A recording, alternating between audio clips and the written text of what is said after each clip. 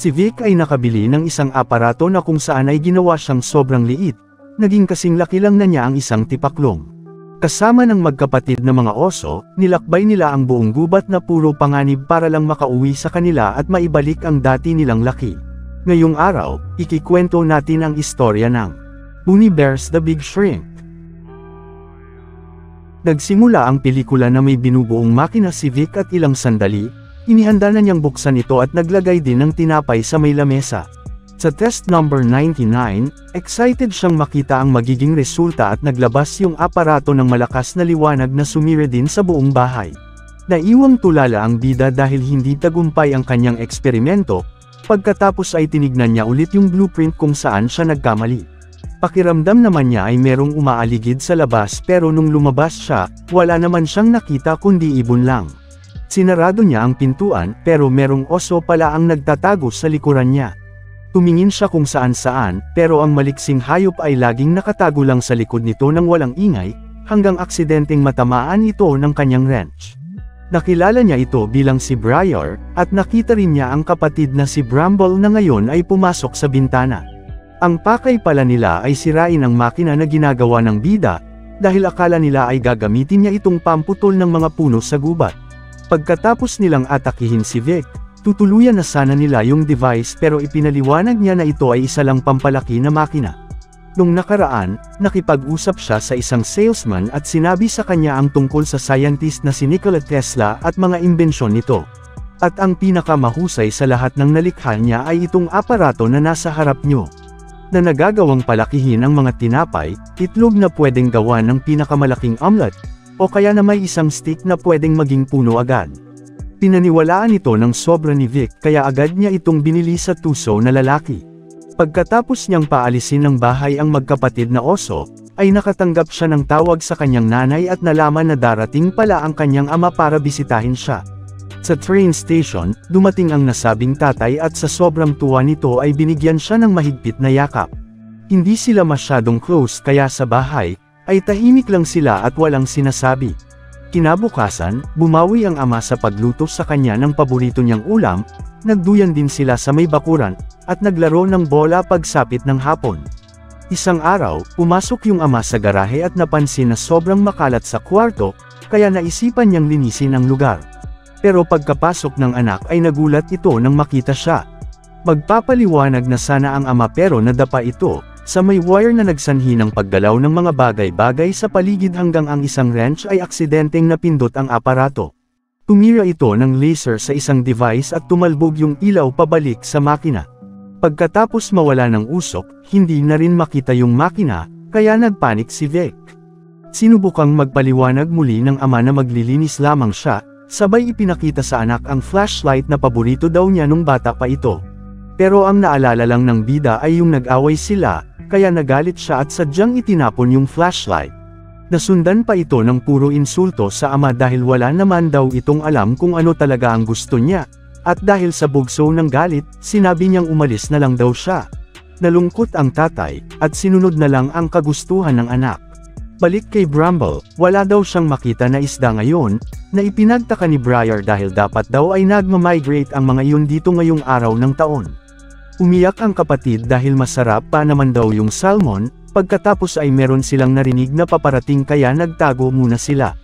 Isang magandang binibini na ang pangalan ay Beth, ay nandito dahil gusto niyang imbestigahan ang nangyayaring anomalya sa migration path ng mga salmon.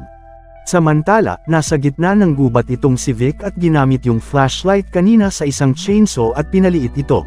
Pinalikli niya sa dati nitong laki at natuwa siya dahil gumagana na ang kanyang imbensyon. Sa kanyang imahinasyon, inisip niyang paliitin ang magkapatid na oso dahil asar siya sa mga yun, at diniin sila sa lupa na nagresulta ng kanilang pagkahilo. Habang nagpapahinga, may dumaan sa kanyang insekto na parang ninja, at may dumapo rin sa kanyang tipaklong na sinaktan siya, kaya pinagsasampal niya ito at pinitik papalayo. Pagkarating ng dalawa, may tiwala niyang sinabi ang tungkol sa bagong sandata niya, sabay nagkwento rin kung paano niya ito nakuha. Pagkatapos ng aksidenteng nangyari kanina sa bahay, iyon pala ang makina ay hindi nagpapalaki ng mga bagay, sa halip ay pinapaliit pala nito ang anumang tamaan nito. Pinagsama niya rin yung aparato at yung flashlight kaya nakalikha na siya ngayon ng super powerful at walang makakatalo na shrinking machine. Pero nung oras na gamitin niya ito sa kanila, ay wala namang nangyari. Hinabol na nila yung bida na ngayon ay tumatakas papalayo. Hanggang sa aksidenteng madapa itong si Vic at tumutok sa kanya yung flashlight, pupulutin niya sana ulit yun pero hinila naman siya ng magkapatid. Nagmakaawa itong bitawan daw siya kundi magiging maliit daw sila, na hindi naman pinaniwalaan ni Briar at tumawa lang ang mga ito. Sumunod ay gumana na yung flashlight at tinamaan sila, ilang sandali ay nagising ang mga ito at nagtataka kung bakit naging dambuhala ang mga halaman sa paligid nila. May nagpakita namang higanteng bullfrog sa tabi nila at mukhang nagugutom ito, kaya tumakbo ang mga bida papalayo habang hinahabol din sila. Nagmungkahi si Vic na maghiwalay na muna daw sila habang hahanapin muna niya yung flashlight.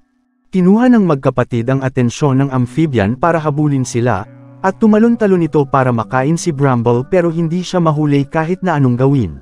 Hanggang sa madapa yung oso at naabutan na sila, pero merong isang matching na gumagawa ng ritual sa dikalayuan at nagbuhos ito ng maraming tubig sa ere. Bumagsak yung maraming butil ng tubig sa direksyon nila, at aksidente namang nahulog si Vic na nakapagpatulog sa amphibian. Nagpatuloy na magbuhos muli ang matching, at maraming butil na naman ng tubig ang bumabagsak ngayon sa mga bida na iniilagan nila. Sa isang punto habang binubuhat si Vic ay pumasok sila sa malaking bilog na tubig at natangay din sila sa alon nito. Dahil sa hindi gumana ang ritual ay nagalit yung unggoy, pero may napansin itong lumiwanag at nakita yung flashlight. Inisip niya na magagamit niya ito para sambahin lalo siya, habang ang grupo naman ay sinusubukan ding makuha yun pero mukhang mauunahan sila ng matching. Dumating din sa lugar ang tatay ni Vic na ngayon ay hinahanap ang anak, sinubukan din ni Vic na tawagin ito pero hindi marinig ang maliit niyang boses. Pagsapit ng gabi, nagsuot sila ng parang mga halaman para di sila makita ng mga nagugutom na hayop sa lugar. Pagkatapos ay may naamoy si Bramble ng pagkain sa gitna, kaya nagmamadali niyang pinuntahan yung tsokolate sa gitna ng damuhan. Pero merong humarang na isang mantis na may malaking kamay, kaya sumigaw siya at narinig naman yun ng kapatid. Kinamusta sila ng mantis pero masamang insekto ito at winasak yung shield ni Briar. Di inaasahan namang pinaalis lang sila, pero natandaan ng insekto si Vic na siyang sumampal-sampal sa kanya nung dati. Inihagis niya ngayon ang magkapatid at binuhat ng kanyang kuko ang natatakot na si Vic. Tuwang-tuwa ito na sa wakas ay gaganti na siya sa ginawa sa kanya, at bago atakihin si Vic ay tinamaan ito ng isang sickle na nagmula sa malayo. Isang itlog ang nagpakita sabay naglabas ito ng mga kamay at mga paa, at sa kabilugan ng buwan, isang maliit na tipaklong na ninja ang gustong tumulong. Naglaban ang dalawa habang hinihiwa ang mga damo sa paligid, sumunod ay inihagis ng maliit ang sickle pero nasanggalang ito ng kalaban. Magsasalubong na sana sila pero nakailag yung isa, sabay tumalon ito para atakihin yung kaaway pero tumalsik lang sila parehas. Tatapusin na sana ng maliit yung laban pero tinanggal ng kalaban yung damo sa likod niya at nagpakita yung bilog na buwan. Ayaw yun makita ng bida kaya nung atakihin siya, nawala ito ng parang bula at nagtaka yung kalaban. Kahit na nasa loob ng itlog, sumugod pa rin ito sa ere ng maraming beses na nagresulta ng pagkatalo ng malaking tipaklong. Pagkatapos ng laban, nagpakilala ito bilang si Shadow Shell, at sorpresa namang kilala niya ang tatlong mga bida. Pero gustong malaman nito kung paanong lumiit sila at ipinaliwanag sa kanya ng dahil kasi sa shrinking device. Nagmakaawa si Vic kung pwede daw silang tulungang makauwi, at natutuwa naman silang samahan nitong tipaklong. Namangha naman ang bida sa kagalingang taglay niyang kung fu, pero sinabi ni Shadow Shell na may kahinaan din daw siya, at yun ay ang makakita ng full moon.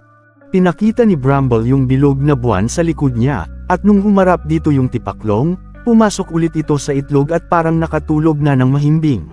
Kinabukasan, sumakay ang mga bida sa isang hamster at sa wakas ay nakarating din sila sa kanilang bahay ng sobrang bilis. Sa loob ay hinanap agad ni Vic ang ama pero mukhang wala na yatang tao sa bahay, at sinabi ng oso na may nahanap daw silang sulat.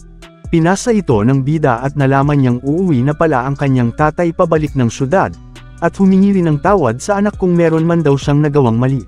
Nalungkot dito ng sobra si Vic, sabay may tinuro si Bramble na meron pa daw na nakasulat. Sinabi dito na dinala rin pala ng ama yung flashlight na ikinagulat agad ng lahat. Para mahabol ang ama sa train station, sumakay sila sa lumilipad na ibon, na ngayon ay kinokontrol ng tipaklong. Nagpasalamat si Vic sa kabutihan niya, sabay binanggit ng ninja na paborito niya kasi ang tsokolate. Umayag ang bida na bigyan siya ng marami noon at tinanong ni Bramble na baka makatulog ulit daw siya. Wag mag-alala, sabi ni Shadow Shell, dahil nasa tanghaling tapat naman tayo. Pero may nakita siyang bilog na buwan sa may billboard at pagkatitig niya dito, biglang nakatulog ulit siya at nawalan din ng kontrol ang ibon.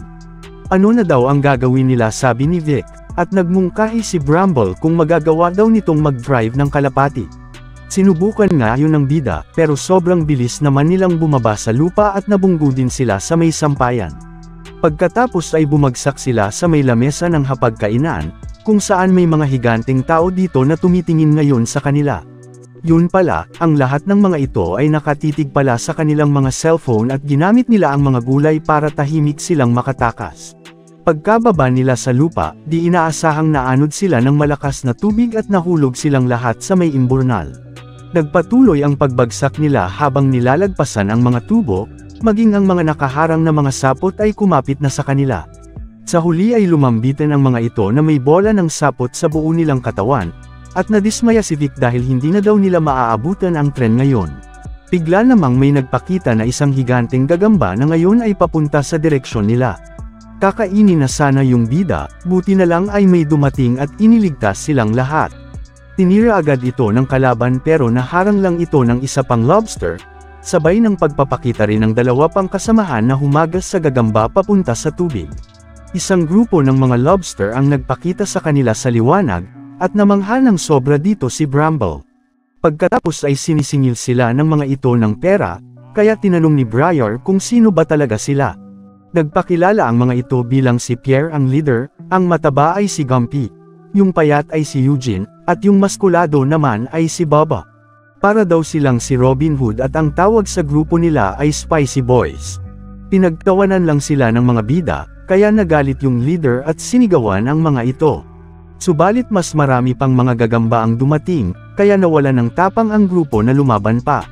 Inabol ng mga kalaban ang mga bida pero sa kasamaang palad ay nahila silang lahat.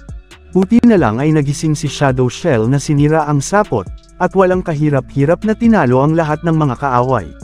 Pagkatapos ng panganib, sumakay sila ng bangka habang minamasahe ng mga lobster ngayon ang magaling na ninja. Ilang sandali, narating nila ang lumiliwanag na syudad sa ilalim ng lupa, kung saan marami ding mga insekto at mga daga ang mapayapang naninirahan dito. Pinanggit din ni Pierre ang tungkol sa lumilipad nilang drone, pero ninakaw daw ito ng isang grupo ng mga tuso na bubuyog, at ang boss nila na si Tricky Boo. Ang plano na ngayon ay kalabanan ng mga ito na ginawa nga nila, at habang tumatakas sila sakay ang drone, hinahabol naman sila ng mga bubuyog. Sinubukan ng magkapatid na oso na atakihin ang mga ito ng sampayan, at matagumpay na nabawasan nila ang mga ito. Meron ding sumulubong sa kanilang mga bubuyog, at lumaban pabalik ang mga bida habang si Shadow Shell naman ay hinuli ang isa, pagkatapos ay pinatamaan ito sa iba pang mga kalaban. Sa huli, abot tanaw na nila ang lagusan palabas pero dahil sa nabunggo sila, bumagsak ang drone papunta sa direksyon ni Tricky Boo na may mga bubuyog na hugis kamay. Pero nung nagkaroon ulit sila ng kontrol sa sasakyan, nahangin pababa ang mga bubuyog at bumagsak ang mga ito sa malaking sapot ng gagamba. Matagumpay silang nakatakas mula sa panganib, at nung papunta na sana sila sa mismong tren, ay nabangga nila ang isang unggoy na nagsanhi ng kanilang pagbagsak sa lupa. Nagmamadali na ngayon si Vic na habulin ang papaalis na tren, sinubukan niya ring tumalon dito pero pinigilan siya ni Shadow Shell nang hindi siya mapahamak ng rumaragasang sasakyan. Mawawala na sana siya ng pag-asa nang makita naman nito ang manok na si Mikey.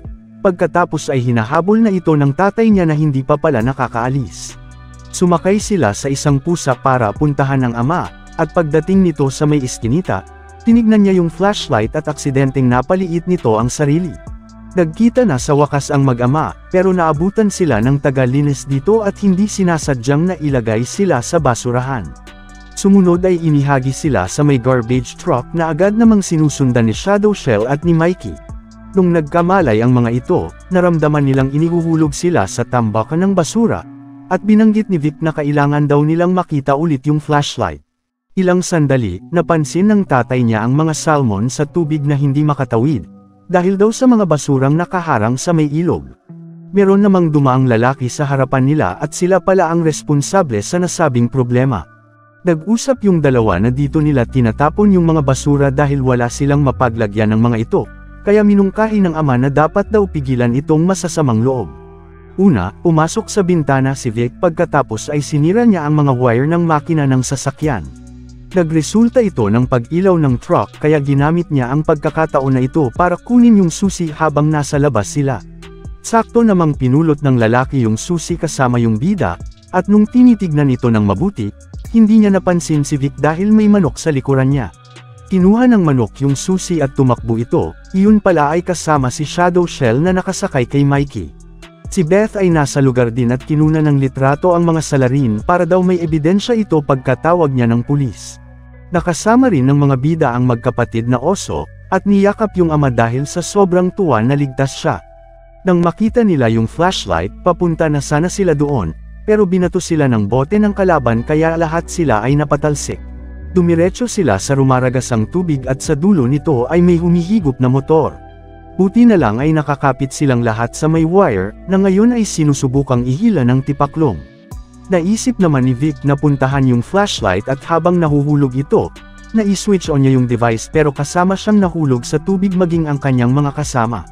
Papunta na sana silang lahat sa humihigop na motor pero buti na lang, lumiwanag ulit yung flashlight na nagresulta ng kanilang pagbulusok sa may tubig at bumalik ang dati nilang itsura.